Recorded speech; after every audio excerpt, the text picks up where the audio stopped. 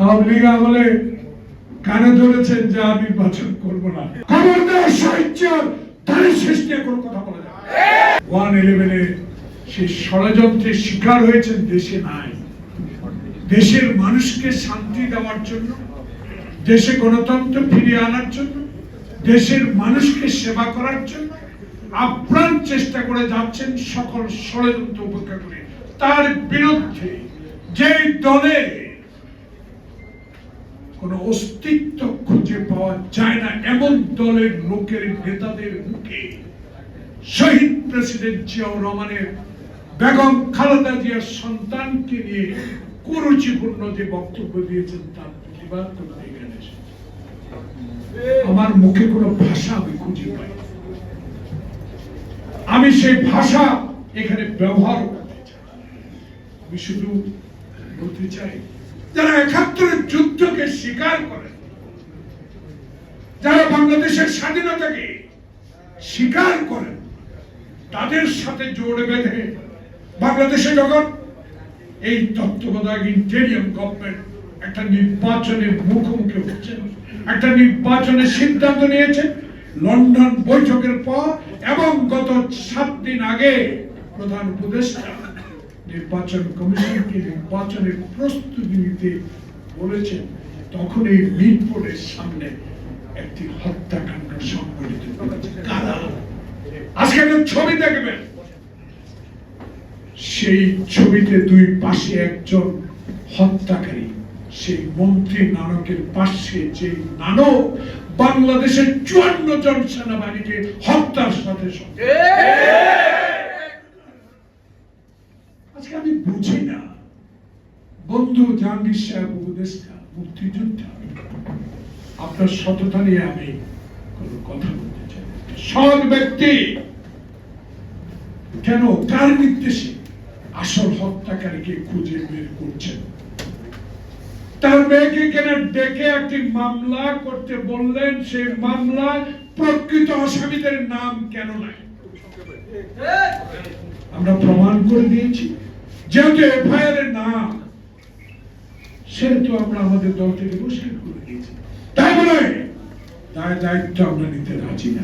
দায় দায়িত্ব আপনাদেরকে নিতে হবে, খুঁজে বের করতে হবে কারা এই নির্বাচনের আগে এই ষড়যন্ত্র করে নির্বাচনকে পিছিয়ে দেওয়ার ব্যবস্থা করছেন।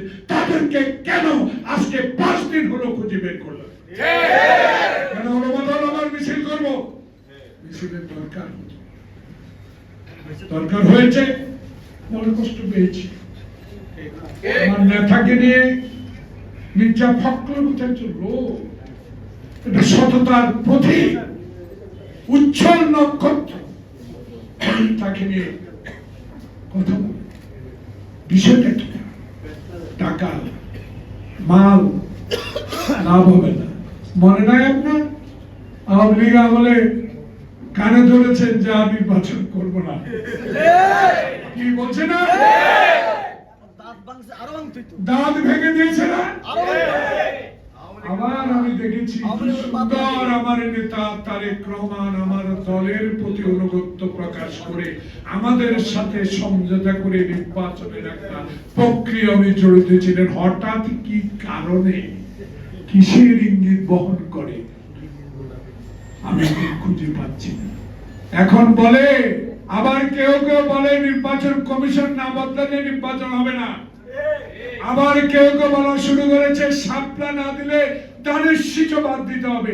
আরে খবরদার, খবরদার সাহিত্যের দানের শীষ নিয়ে কোনো কথা বলা যাবে, খবরদার সাহিত্যের আদর্শ নিয়ে কোনো কথা বলা যাবে, খবরদার স্বাধীনতার ঘোষক সেক্টর কমান্ডার বাংলাদেশের গণতন্ত্র পুনরুদ্ধারের জন্য যে সংগ্রাম শহীদ করেছে তাকে নিয়ে কোনো কথা বলা যাবে, তার সন্তানকে নিয়ে কোনো কথা বলা যাবে।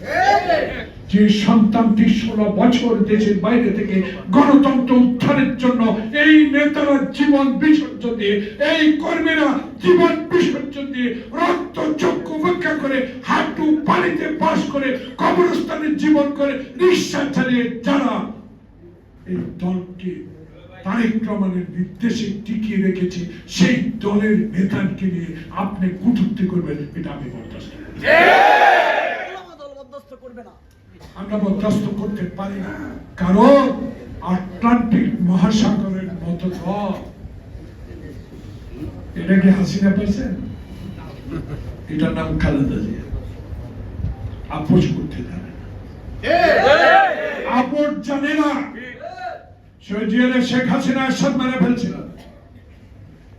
জামাতে ইসলাম সহযোগিতা করছিল, ফাঁসির কাস্তে ঝুলাইছে, জাতীয় পার্টি সাহায্য করছিল, বিলীন করে দিয়েছে। কিছু ফখরুল মঈনুদ্দিনেরা চেষ্টা করছিল ছড়ানোর জন্য, সেনাবাহিনীকে হত্যা করা হয়েছে।